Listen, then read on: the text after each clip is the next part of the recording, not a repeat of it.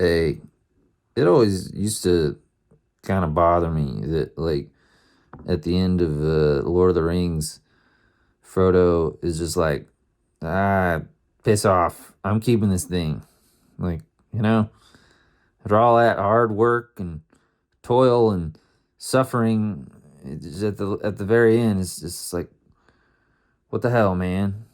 You know, like the only reason it works out is that Gollum shows up out of nowhere, and just these two doofuses fall into the fire accidentally, just in the midst of like rolling around and clawing at each other. Kind of weird. Not as neat and clean as you would hope, I guess. These epic quests, you'd tend to want like it to end with your hero triumphing. Like maybe they've learned something and become stronger. But I guess that's just not what Lord of the Rings is all about, man. Like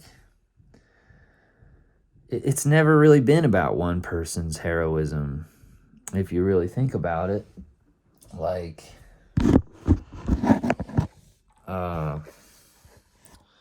no character is really able to achieve much of anything without leaning on many others for help, especially Frodo, who is almost completely helpless for most of the story. And it's cool that his helplessness is not framed by the script as like something that he has to overcome necessarily. Like, that's just kind of his lot in life.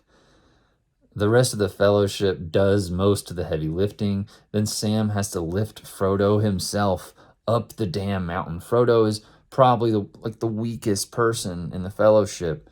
Uh, maybe except for Boromir, kind of. But the ring is like a metaphor for evil, right? And the thing that makes the ring so powerful is the way it makes the ring bearer unwilling and maybe even unable to share it. There's something cool about the idea that evil is uh, something that nobody can overcome alone.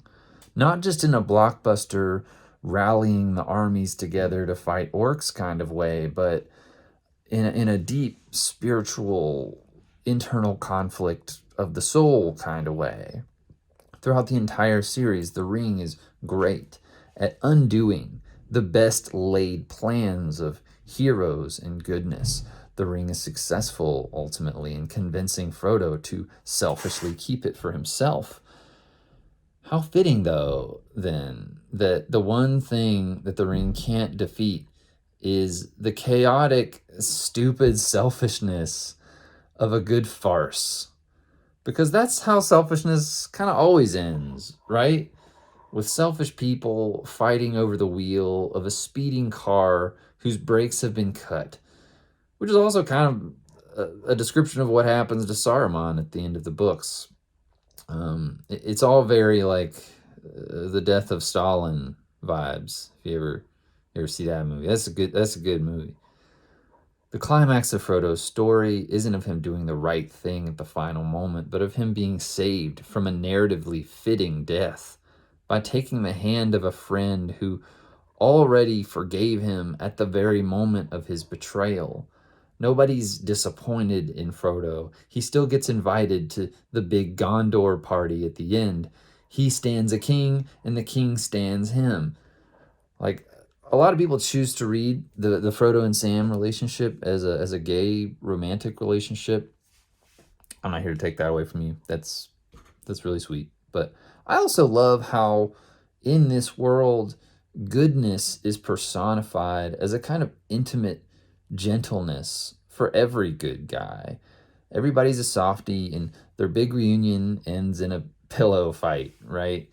It's just it was never really about who was strongest or who was most, I don't know, yeah, strongest.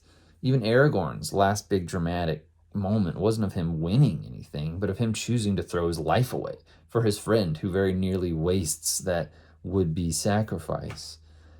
So it's just, I think it's cool that failure is such an intrinsic part of this story's DNA. It's maybe one of the many things that, like, as often as influential as the Lord of the Rings is in the fantasy genre, that's something that I think continues to feel really unique about the Lord of the Rings.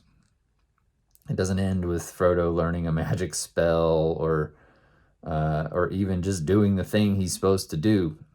He fucks it all up. And that's awesome. Lord of the Rings, good stuff. Okay.